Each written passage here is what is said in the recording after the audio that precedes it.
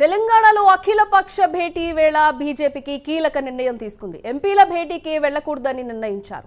ఈ మేరకు deputy CM భట్టికి Kishan Reddy లేఖ రాశారు. ఆహ్వానం ఆలస్యంగా అందరినీ కిషన్ రెడ్డి అన్నారు. ఎంపీల సమావేశంపై పార్టీలో చర్చించుకునే సమయం లేదన్నారు. భవిష్యత్తులో ఇలాంటి సమావేశాలు నిర్వహిస్తే ముందుగానే తెలియజేయాలని కిషన్ రెడ్డి సూచించారు. దీని గురించి మరింత సమాచారం మా ప్రతినిధి అజీం అందిస్తారు. అజీం, చెప్పండి. ప్రజాభవన్లో డిప్యూటీ సీఎం బట్టి విక్రమార్క ఆధ్వర్యంలో ఆల్ పార్టీ ఎంపీల సమావేశం ఉదయం 11 జరగాల్సి ఉంది. కానీ ఈ సమావేశానికి బీజేపీ, బీఆర్ఎస్ పార్టీలు రెండు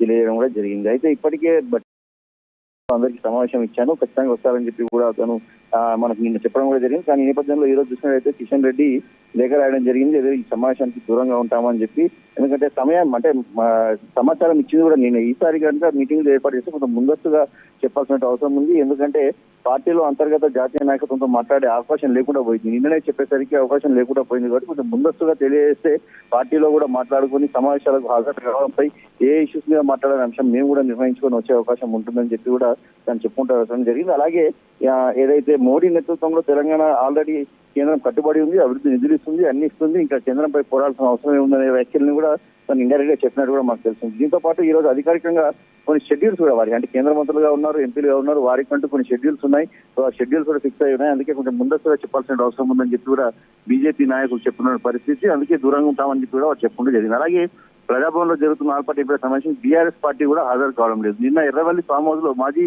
సీఎం కేసీఆర్ తో పాటు ఎంపీలు కూడా సమావేశం అయ్యారు.